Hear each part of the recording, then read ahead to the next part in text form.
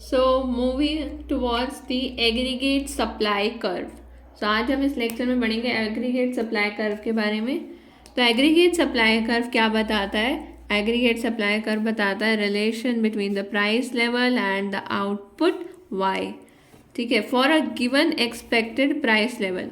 तो एक given expected price level के लिए प्राइस और आउटपुट के बीच का जो रिलेशन होता है, देखिए प्राइस और आउटपुट के बीच का जो रिलेशन है वो है aggregate supply curve.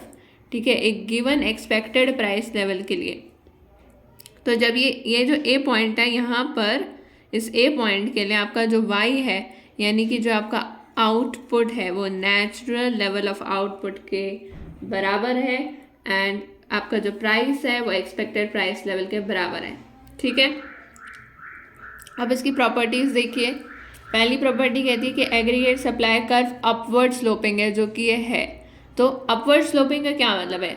Upward sloping है अगर आउटपुट बढ़ गया ना, अगर आपका आउटपुट ही बढ़ गया यानी वाई आपका बढ़ गया तो आपका प्राइस भी बढ़ जाएगा। आउटपुट के बढ़ते ही प्राइस बढ़ जाएगा, आउटपुट के बढ़ते ही प्राइस बढ़ जाएगा। Okay, so increase in output will increase in price and reason मैंने आपको बताया था कि आउटपुट बढ़ेगा तो जो आपका एम्प्लॉयमेंट रेट बढ़ेगा, एम्प्लॉयमेंट बढ़ेगी तो अनएम्प्लॉयमेंट कम होगी, अनएम्प्लॉयमेंट कम होगी तो अनएम्प्लॉयमेंट रेट भी कम हो जाएगा। अनएम्प्लॉयमेंट रेट और वेजेस इनवर्सली प्रोपोर्शनल है, वेजेस बढ़ जाएगी एंड प्राइस भी बढ़ जाएगा। तो इसलिए ये कारण।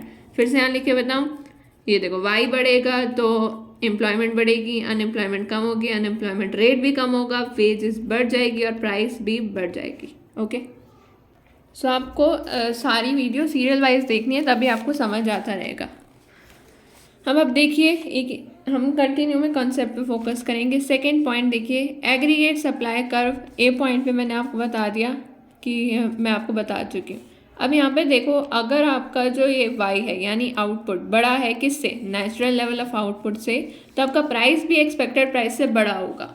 और अगर ये कम है तो प्राइस भी एक्सपेक्टेड प्राइस से कम होगा। तीसरी property, increase in the expected price shifts the. अगर एक्सपेक्टेड प्राइस बढ़ गया, अगर एक्सपेक्टेड प्राइस बढ़ गया तो एग्रीगेट सप्लाई कर्व शिफ्ट हो जाएगा अपवर्ड। अगर एक्सपेक्टेड प्राइस कम हो गया तो ये डाउनवर्ड शिफ्ट हो जाएगा। जैसे एक गिवन आउटपुट के लिए और एक गिवन अनएम्प्लॉयमेंट रेट के लिए एक्सपेक्टेड प्राइस बढ़ने से वेजेस बढ़ जाती है और आपका प्राइस भी बढ़ जाता है। ठीक है, अब यहाँ पे देखो एग्रीगेट सप्लाई कर्व। पहले तो ये ए पॉइंट पे क्या था? नेचुरल लेवल ऑफ आउटपुट है, यहाँ पे तो वाई एन, आउटपुट की तो बात ही नहीं हो रही है। एक्सपेक्टेड प्राइस है वो बढ़ गया, expected price P E dash हो गया, then P E expected price का लेवल बढ़ चुका है। और एक्सपेक्टेड प्राइस का लेवल बढ़ने से क्या हुआ है? आपकी वेजेस भी बढ़ गई है। वेजेस का यहाँ कोई कॉन्सेप्ट की बात है नहीं। And aggregate supply curve upward shift हो जाएगा। वाई एन तो सेम ही है, यही बड़ा है, बस आपका ये यहाँ से यहाँ शिफ्ट हो गया, तो इसलिए एग्रीगेट सप्लाई कर्व भी शिफ्ट हो गया अपवर्ड डायरेक्शन में। So I hope guys this video must be helpful for you.